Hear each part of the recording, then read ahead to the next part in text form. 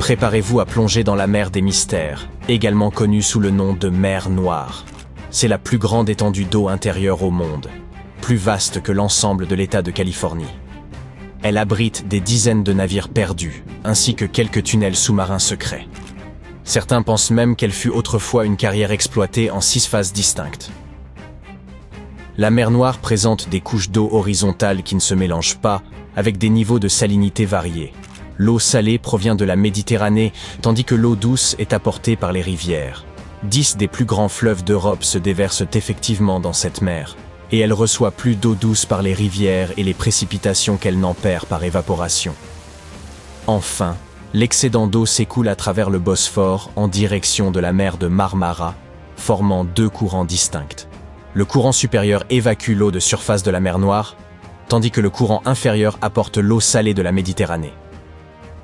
Ainsi, les couches supérieures de la mer Noire sont-elles moins denses que les couches inférieures. L'oxygène provenant de l'atmosphère et de la photosynthèse reste dans les couches de surface et à des profondeurs excédant les 90 mètres au large et jusqu'à 150 mètres près du rivage, la vie est impossible. Seules certaines bactéries y survivent. Bien qu'il n'y ait pas d'air dans les profondeurs de la mer Noire, la couche supérieure abrite environ 750 espèces de phytoplancton. Les œufs et les larves de poissons et d'invertébrés se trouvent dans les régions côtières.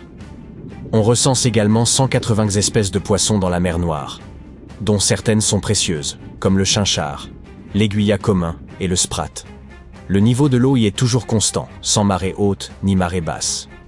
Ainsi, la surface de la mer est toujours calme et sereine. Cependant, elle cache une caractéristique surprenante, une rivière sous-marine. Ce courant d'eau salée traverse le détroit du Bosphore et longe le fond marin. Cette incroyable découverte, réalisée par des scientifiques de l'université de Leeds, a été annoncée en 2010 et c'est la première rivière sous-marine de ce type jamais découverte.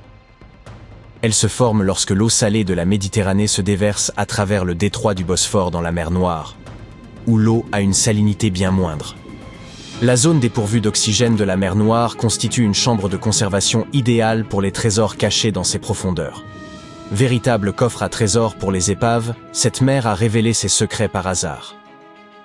Des archéologues maritimes étudiaient alors les niveaux de la mer pour comprendre la montée des eaux après la dernière ère glaciaire lorsqu'ils sont tombés sur plus de 40 épaves inconnues.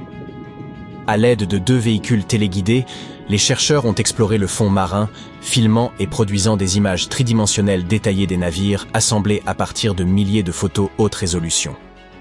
Selon le New York Times, parmi les 44 navires retrouvés, certains se distinguent particulièrement, comme un navire de commerce médiéval du XIIIe ou XIVe siècle. Un autre navire ottoman, surnommé la Fleur de la mer Noire, pour ses sculptures en forme de pétales, a également été découvert. L'équipe a observé des détails fascinants sur d'autres navires, tels que des cordages, des marques de burin, des gouvernails et diverses sculptures.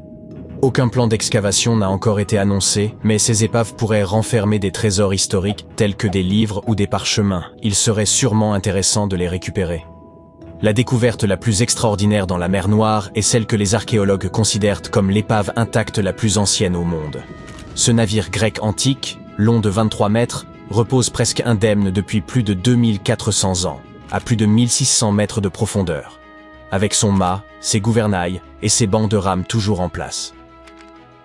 Les chercheurs pensent qu'il s'agissait d'un navire de commerce, semblable à ceux représentés sur les anciennes poteries grecques, comme le vase d'Ulysse et des sirènes du British Museum.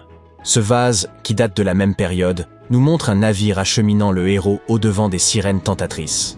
L'équipe a prélevé un échantillon pour une datation au carbone, confirmant qu'il s'agit de l'épave intacte la plus ancienne jamais recensée. La préservation exceptionnelle de ce bateau illustre le talent des constructeurs de l'époque. Sans la présence de microbes, de vers ou d'autres créatures pour dévorer les épaves, il n'est guère surprenant que ces navires se trouvent dans un état presque impeccable. Si le Titanic avait coulé dans les mêmes eaux, il serait aujourd'hui en bien meilleur état, sans être rongé par les micro-organismes sous-marins. Une théorie intrigante, connue sous le nom d'hypothèse du déluge de la mer Noire, suggère qu'une immense inondation se serait produite il y a environ 7500 ans. Dans les années 90, 2 géologues ont émis l'hypothèse qu'à la fin de la dernière ère glaciaire, il y a 7 à 12 000 ans, le réchauffement climatique de la Terre aurait provoqué la fonte des calottes glaciaires et la montée des niveaux marins, transformant la mer Noire en un petit lac d'eau douce. Ce lac était séparé de la mer Méditerranée par un barrage naturel au niveau du détroit du Bosphore. Puis, lorsque le niveau global des océans a augmenté, la Méditerranée a commencé à déborder dans le bassin de la mer Noire. Ils estiment que le niveau de la mer s'est élevé de 15 cm par jour, inondant les zones côtières et altérant définitivement leur environnement. Des échantillons prélevés au fond de la mer Noire révèlent un passage brusque d'une faune d'eau douce à des espèces marines, suggérant un afflux rapide d'eau salée.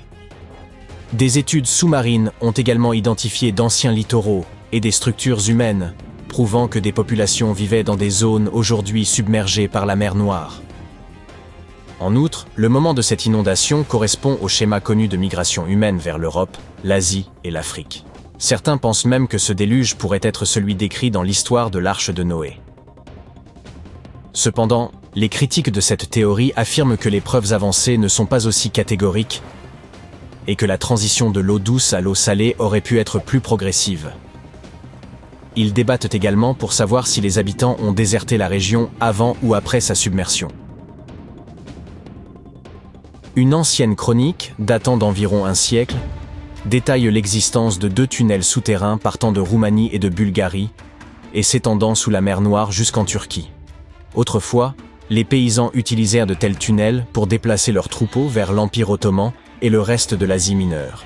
Qui a bien pu les creuser et la raison pour laquelle ils passent sous la mer demeure des questions sans réponse. À la Première Guerre mondiale, les entrées de ces tunnels ont été scellées pour des raisons de sécurité et gardées sous étroite surveillance. L'armée roumaine était parfaitement au courant de l'existence de ces tunnels et a continué d'en interdire l'accès. Dans les années 80, des ouvriers travaillant sur le canal Danube-Mer Noire ont accidentellement découvert une autre entrée de ces mystérieux tunnels, située dans un cimetière de Murfatlar, en Roumanie. Ces mêmes ouvriers utilisaient régulièrement le passage pour transiter en Bulgarie. Mais ce qui rend ces tunnels encore plus fascinants, c'est que l'on raconte qu'ils auraient été construits il y a plusieurs milliers d'années. Creuser un tunnel sous la mer est une tâche pour le moins complexe, même avec nos technologies actuelles. Et si ces tunnels sont vraiment aussi anciens, leurs constructeurs étaient incroyablement en avance sur leur temps.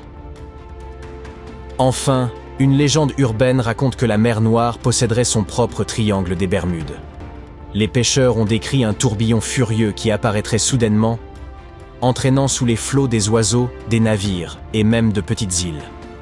En 1944, un navire aurait mystérieusement disparu en plein jour, entouré d'un brouillard noir qui brillait d'une inquiétante lueur verte. Depuis, personne ne l'a jamais revu. Bien que personne ne puisse attester avec certitude de cette histoire, elle ajoute une touche ésotérique et effrayante aux énigmes de la mer Noire.